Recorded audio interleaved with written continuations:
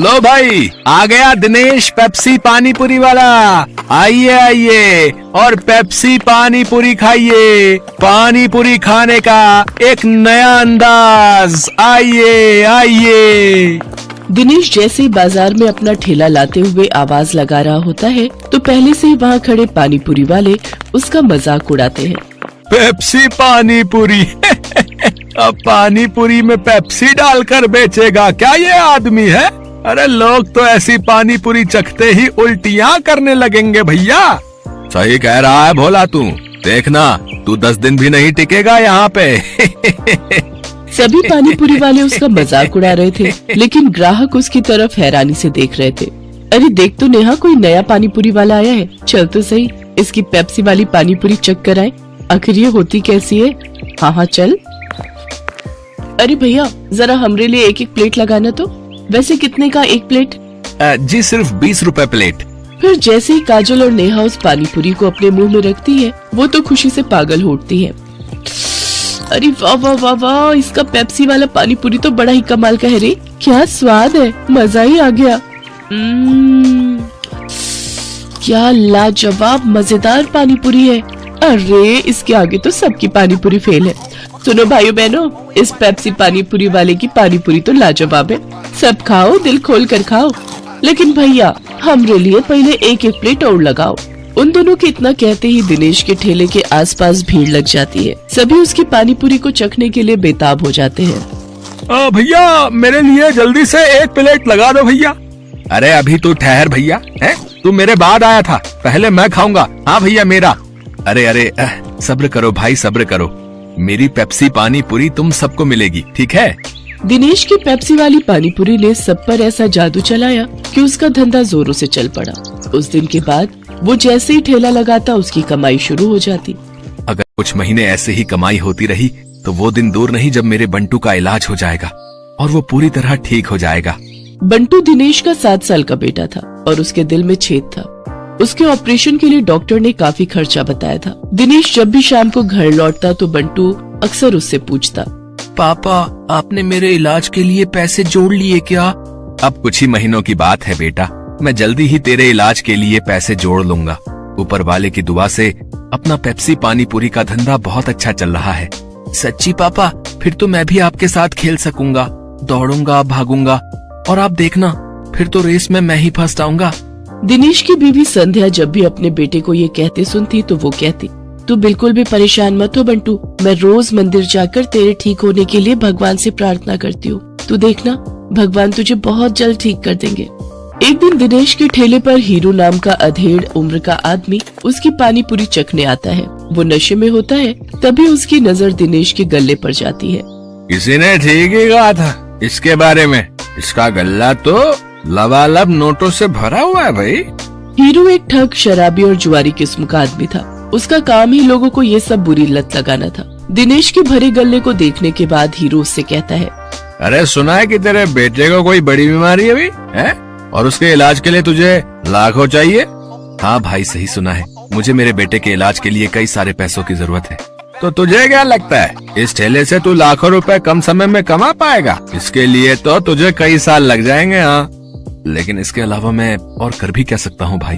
देख इसमें मैं तेरी मदद कर सकता हूँ। अगर तुझे हफ्ते भर में ही 5 लाख रुपए कमाने हो तो मुझे आकर मिल लेना। ये रहा मेरा पता, ठीक है ना? अच्छा अब मैं चलता हूँ, ठीक है भाई? आखिर ऐसा कौन सा रास्ता है इसके पास जो ये मुझे एक हफ्ते में इतने पैसे कमा कर दे देगा? खैर मुझे क्या, मुझे तो बस अपने बेटे के इलाज के लिए पैसे से मतलब है। एक काम करता हूँ, एक बार जाकर इससे मिल ही लेता हूँ। यही सब सोचकर एक दिन दिनेश जाकर हीरू से मिलता है। हीरू उसे ऐसे सपने दिखाता है कि दिनेश ज्यादा पैसे कमाने के लालच में उनके साथ जुआ खेलने लग जाता है। कल मैंने 1000 रुपए लगाकर 2000 कमाए थे। ऐसा करता हूँ आज ठेले की सारी कमाई ही लगा देता हूँ, एक दिन में डबल कमाई हो जाएगी।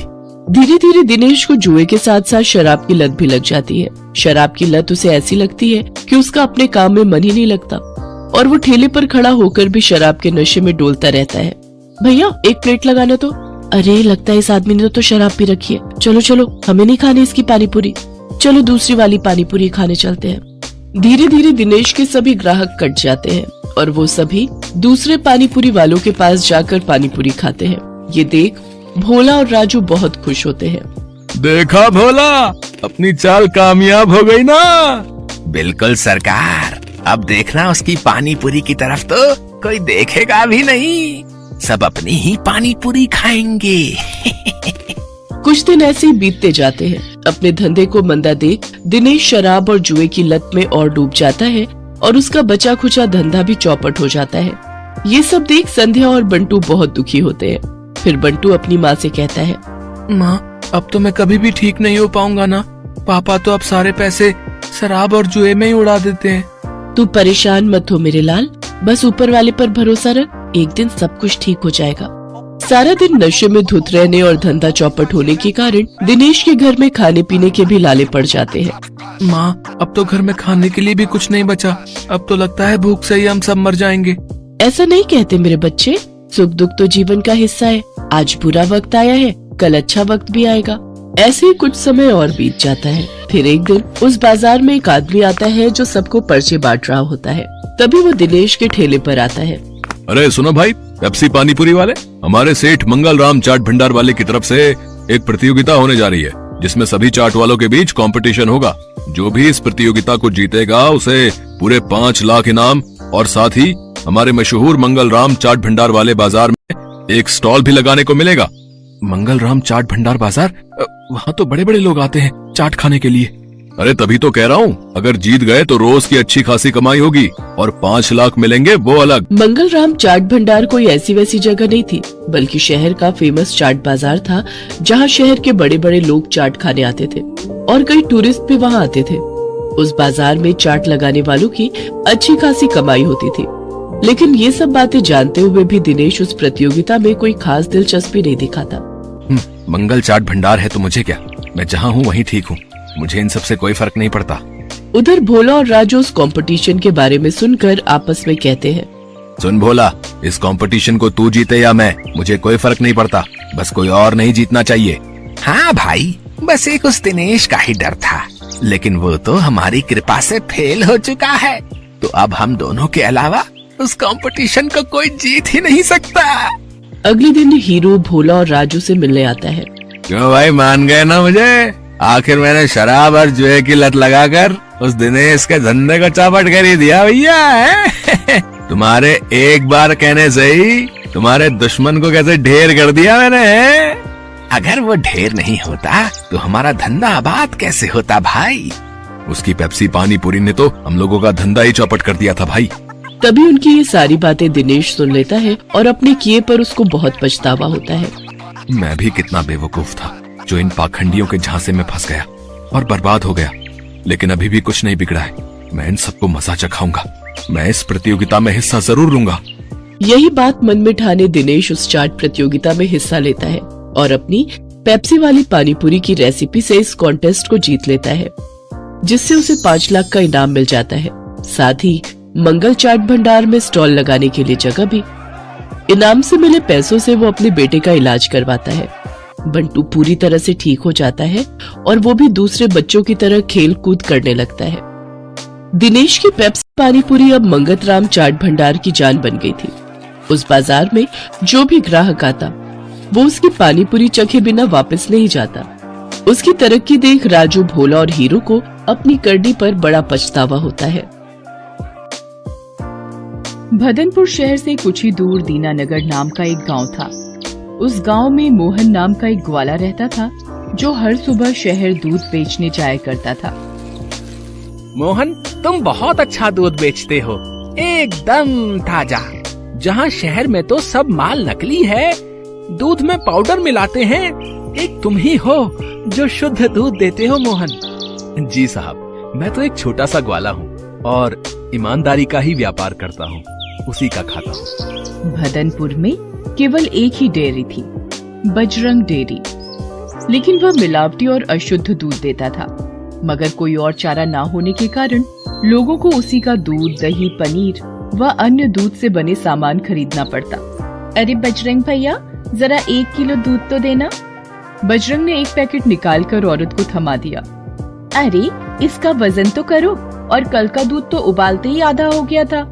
वजन करके ही रखा है, पूरा 1 लीटर है, लेना है तो लो, नहीं तो आगे बढ़ो। औरत मजबूर होकर वो दूध ले लेती है और निराश होकर चली जाती है। कुछ दिन बीत जाते हैं। शहर के लोगों को मोहन दूध वाले के बारे में पता चलता है और धीरे धीरे लोग उसी से दूध लेना शुरू कर देते हैं। ले लो, दूध ले लो। अरे मोहन रुको तो, जरा 1 लीटर दूध देते जाओ। वाह मोहन, तुम्हारा दूध तो एकदम शुद्ध नजर आ रहा है। बिल्कुल, अभी ताजा ताजा भैंस का दूध लगा कर आया हूँ गाँव से। तभी दूसरी महिला भी वहाँ पहुँच जाती है। अरे मोहन भैया, मुझे आज 2 लीटर दूध देना, आज खीर बनानी है। जी लीजिए, खीर के लिए मैं आपको गाय का दूध दे देता हूँ, भाव बिल्कुल बराबर है। धीरे धीरे मोहन दूध वाले की चर्चा सारे शहर में फैल जाती है और बजरंग डेयरी से कोई भी दूध नहीं खरीदना चाहता। अरे सुना है, दीनानगर से एक दूध वाला हर रोज सुबह शहर आता है और बहुत ही सुंदर दूध देता है। हाँ सही बात है, और अब तो हमें बजरंग दूध वाले का कोई भी मिलावटी सामान खरीदने की आवश्यकता नहीं है। बजरंग अब खाली हाथ मक्खियाँ मारता बैठा रहता है। मुश्किल से ही 2-4 लोग उसकी दुकान पर आते हैं। बजरंग को भी इस मोहन दूध वाले के बारे में पता चलता है। तभी बजरंग की दुकान से श्यामला भाभी गुजरती है। अरे श्यामला भाभी, आज दूध नहीं लेंगे क्या? अरे हम पागल हैं क्या जो हम तुम्हारा मिलावटी दूध लेंगे? जब से मोहन आए हैं तब से सभी को शुद्ध दूध मिलना शुरू हो गया है। एक दिन बजरंग डेयरी के सामने से मोहन अपना दूध लेकर गुजर रहा होता है। तभी बजरंग उसे अपनी तरफ बुलाता है। अरे मोहन भाया, रुको तो जरा, और हमारे यहाँ भी तो बैठो। जी भाया, अभी आता हूँ। अरे मोहन, तुम्हारे दूध की शुद्धता के बारे में तो बहुत सुना है, जरा मुझे भी 1 लीटर देना। जी क्यों नहीं, ये लीजिए भाया, बिल्कुल वही भाव है। वाह, बहुत बढ़िया दूध है तुम्हारा। कितने मवेशी हैं घर पर? 4 भैंसे हैं और 3 गाय। मोहन, तुम ऐसा करो, तुम अपना सारा दूध मुझे बेचा करो, मैं बड़े दाम में तुमसे दूध लूंगा। तुम्हें आज कितना मुनाफा होता है, उससे भी ज्यादा मुनाफा होगा। अरे नहीं भाया, लोगों का भरोसा अब मैं नहीं तोड़ सकता। अच्छा, अब मैं चलता हूँ, राम राम। बजरंग दांत पीस कर रह जाता है। उसने मोहन को बहलाने की अपनी तरफ से पूरी कोशिश की, लेकिन सफल ना हो सका। राम राम, राम राम। इस मोहन ने तो सारे धंधे को चौपट कर दिया है, इसका जरूर कुछ करना पड़ेगा। दिन के अंत में मोहन अपना सारा दूध बेचकर दूध के डिब्बों को साइकिल में टांग रहा था। हे भगवान, बस आपकी कृपा ऐसी ही बनी रहे और मैं इन शहर वासियों की सेवा करता रहूं। बजरंग उसे चुपके चुपके देख रहा होता है। मोहन साइकिल